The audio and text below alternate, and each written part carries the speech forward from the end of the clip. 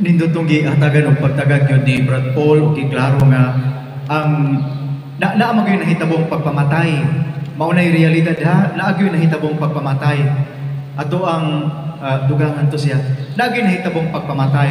Nindot tong giklaro ni Brad Paul, kinsa may gapapatay. Dili gyud ang Simang Katoliko ang gapapatay.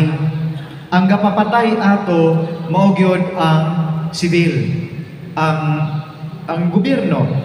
Tungod kay netong panahona, ang gihimo sa mga heretiko sumpak man sa unsay balaod sa pagagamanan po netong panahona. Unya katong giklaro to ni Brad Paul. Actually it was Pope Innocent III ang ni pasiugda sa Inquisition. Katong giingon niya nga sa Latin word na inquisitio, kon pagpangutana, pag-imbestiga. Ganun doon na may pagpangimbestiga, tungod lagi, ano masabtan niyo maayo ha? Kitang tanan nagasabot mata atong tukhang. Di ba? Nakahibalo man tago sa inyo tabos tukhang. Tukhang ba?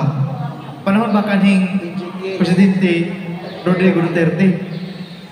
Dili man ni tingali perfect analogy, pero mutoy nahitabo ba nga ang tuyok tumong ato kay naay balaod nga dili gid maayon ang pag-aadik, ang pag-abusar sa drugas.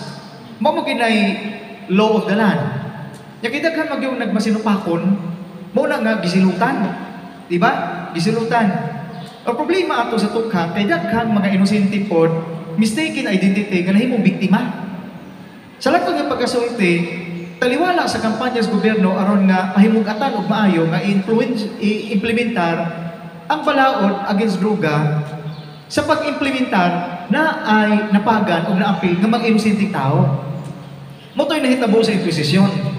Sa dihang ang gobyerno may implementar sa iyang pamalaod nga ang mga eretiko, mga walay pagtuo nga nagabusar na o nisupak sa usay balaod itong panahona nga gisilutan sa kamatayon kay it was punishable by death penalty man sa una. Muna nga, doon nagigipamatay. Apan, sama sa nahitabo sa Pilipinas sa una, nga naay mga naapil ng mga inosente, mo po ito'y nahitabo atong panahona. Nga sa panahon sa pagpamatay, kay gi-implementar ang balaod sa gobyerno, naay mga inosente nga naapil, nga dili gyud unta matawag og mga heretiko, pero gipamatay, gipasangin lang ng heretiko. Diha ni sulod ang Inquisition sa simbahan. Sa ito pa, nanginlapot ang simbahan tungkol kay doon na lang pagpangambusar sa implementasyon nga gihimo sa gobyerno. So dili ang simbahan mo inagpapatay.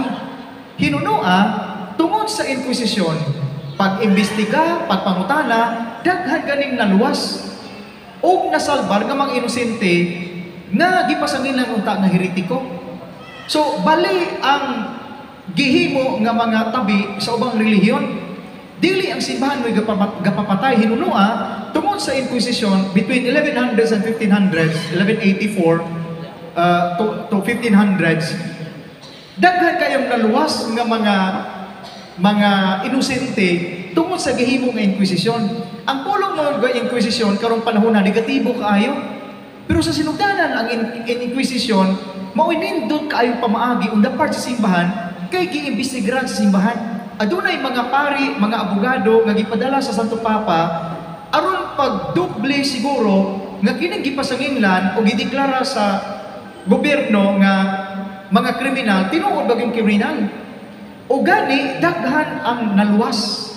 Daghan ang naluwas nga napasanginglan unta nga angay bitayon og patyon pero mga inosente di ay. Yang giingon nilang minilyon pila ra gyud ang aktual matud pa sa BBC usa ka reliable nga British news agency, there were only 5,000 nga namatay gid era. Dili milyon. Buti pa sabot nga kada tuig sulod sa 400 ka tuig nga Inquisition, doon na ray 15 ka tawo kada tuig ang napatay sa gobyerno. Dili minilyon. So usa kada kung sayo ang gipalakaw nga minilyon ang nangamatay. In reality, there were only about between 5,000 and 6,000 nga namatay. Dili milyon. So ang Inquisition, maoy nindot nga paagi gani sa simbahan nga daghang naluwas nga mga inosente nga napasangimlan o nga kriminal. Dili negatibo ang Inquisition. Kaya ang tuyo sa simbahan, dili pagpatay. Ang pagpatay, katong giingon ni Brad Paul, obligasyon na to trabaho sa gobyerno. Ang pinakadako nga punishment nga mahatag sa simbahan sa usa ka tawo kay eretiko, maura gyud ang giingon ni Brad Paul kaniya excommunication.